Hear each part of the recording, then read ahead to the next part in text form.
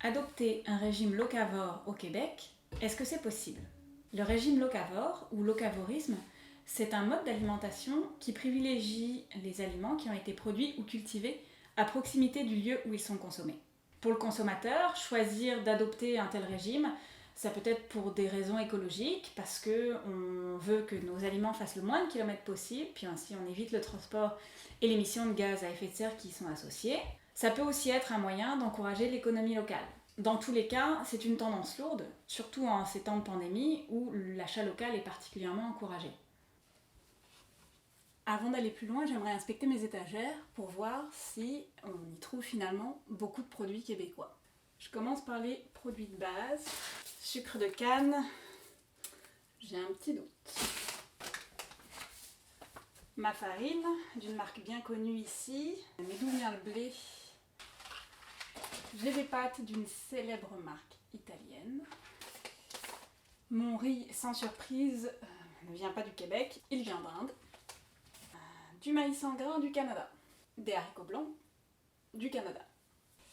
Une boîte de tomates en dés canadienne. Lait de coco, eh bien, pas de surprise non plus. Produit de Thaïlande. J'ai vraiment rien de québécois là-dedans.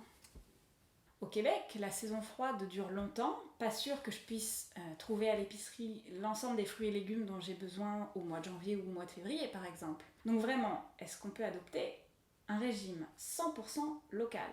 C'est ce qu'on va vérifier sur le terrain.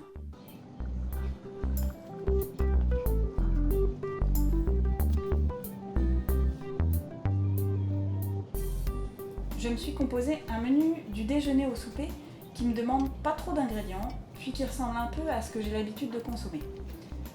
Au déjeuner, des toasts avec du beurre et de la confiture, et un café au lait.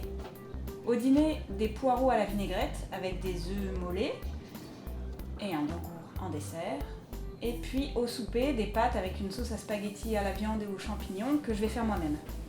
En dessert, je prendrai une pomme. Je veux voir si c'est facile de se composer un panier 100% local, donc j'ai décidé de faire mon épicerie dans une seule place, simplement l'épicerie de mon quartier, celle où j'ai déjà mes habitudes.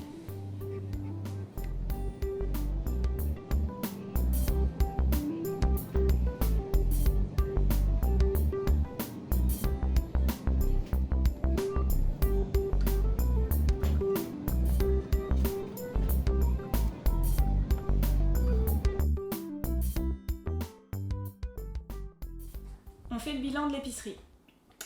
Pour mon déjeuner, j'ai trouvé du pain avec de la farine de Charlevoix, avec du blé donc du Québec. J'ai trouvé une confiture au bleuet et à l'érable. Pour les produits laitiers, aucun problème, beurre, lait viennent du Québec. Évidemment, là où ça se corse, c'est pour le café. Le café, ça ne pousse pas ici, donc c'est sûr que mon grain de café a fait des kilomètres. Si je tiens vraiment à avoir une consommation 100% locale québécoise, je peux choisir simplement de m'en passer. Moi j'ai fait un compromis, dans mon épicerie il y a un rayon avec des cafés torréfiés à Montréal. Pour préparer mon dîner, ça a été plus compliqué. Les poireaux, je ne serais pas capable de vous dire d'où ils viennent, c'était pas indiqué. Ce que je peux dire par contre, c'est que j'ai fait un petit tour du rayon légumes, et puis du côté des légumes verts, haricots verts, choux, brocolis. Tout ceci venait essentiellement des États-Unis et du Mexique.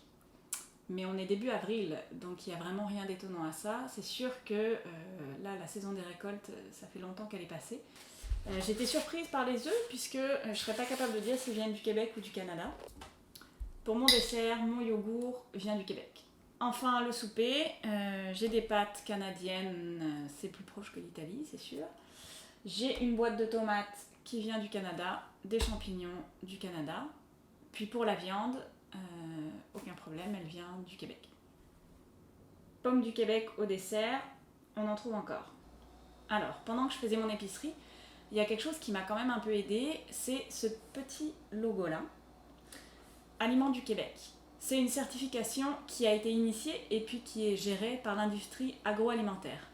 Elle garantit que les produits qui portent cette mention-là sont composés à 85% de produits québécois.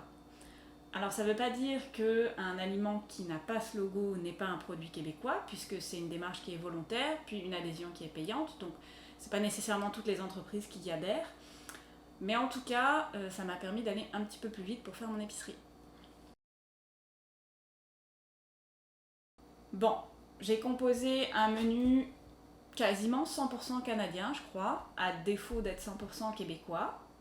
Ça n'a pas été si facile que ça de se faire un panier d'épicerie local. On trouve des produits, c'est sûr, mais on ne trouve pas tout. Il y a des produits qui ne sont pas cultivés ici, comme le café. Donc pour cela, soit on arrête d'en consommer, soit on trouve des compromis. Puis il y a tout ce qui n'est pas de saison. Et là, si j'avais voulu vraiment consommer local, il aurait fallu que je m'organise un petit peu en amont. Déjà, j'aurais dû composer mon menu en réfléchissant à ce que je pouvais trouver. Qu'est-ce qui est de saison ou qu'est-ce que je commence à trouver à l'épicerie. J'aurais pu m'organiser encore plus loin en avance. Décider que je m'abonne à un panier de légumes de saison, par exemple, pour pouvoir passer les mois d'hiver. J'aurais même pu, à la fin de la saison des récoltes l'année dernière, congeler ou mettre en conserve certains produits pour pouvoir les consommer pendant l'hiver.